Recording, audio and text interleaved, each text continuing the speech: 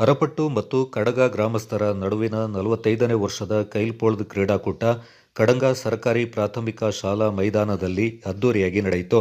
ಭಾನುವಾರ ಬೆಳಿಗ್ಗೆ ಕ್ರೀಡಾಕೂಟದ ಉದ್ಘಾಟನೆಯನ್ನು ನರಿಯಂದಡ ಗ್ರಾಮ ಪಂಚಾಯತ್ ಉಪಾಧ್ಯಕ್ಷರಾದ ಕೋಡಿರ ವಿನೋದ್ ನಾಣಯ್ಯ ಅವರು ನೆರವೇರಿಸಿದರು. ಬಳಿಕ ವಿವಿಧ ಬಗೆಯ ಕ್ರೀಡಾಕೂಟವನ್ನು ಆಯೋಜಿಸಲಾಗಿತ್ತು.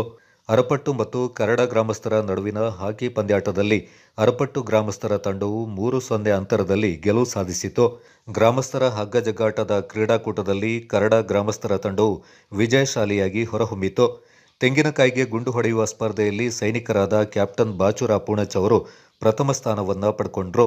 ಸಾರ್ವಜನಿಕರಿಗಾಗಿ ನಡೆದ ಗುಂಡು ಹೊಡೆಯುವ ಕ್ರೀಡಾಕೂಟದಲ್ಲಿ ಜಿಲ್ಲೆಯ ವಿವಿಧ ಭಾಗಗಳಿಂದ ಕ್ರೀಡಾಪಟುಗಳು ಪಾಲ್ಗೊಂಡು ಯಶಸ್ಸಿಗೆ ಸಹಕರಿಸಿದರು. ಕ್ರೀಡಾಕೂಟದಲ್ಲಿ ವಿದ್ಯಾರ್ಥಿಗಳಿಗೆ ಓಟದ ಸ್ಪರ್ಧೆಯನ್ನು ಏರ್ಪಡಿಸಲಾಗಿತ್ತು. ಸಮಾರೋಪ ಸಮಾರಂಭದಲ್ಲಿ ಅಧ್ಯಕ್ಷತೆಯನ್ನು ನಡಿಕೇರಿಯಂಡ ಎಂ ಸೋಮಯ್ಯ ಅವರು ವಹಿಸಿದ್ರು.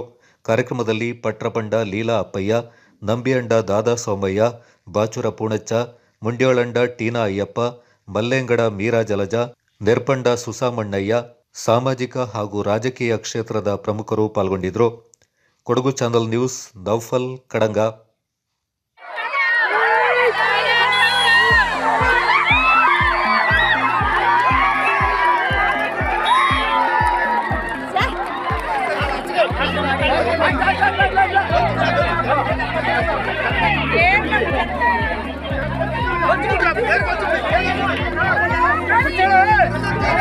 Hey!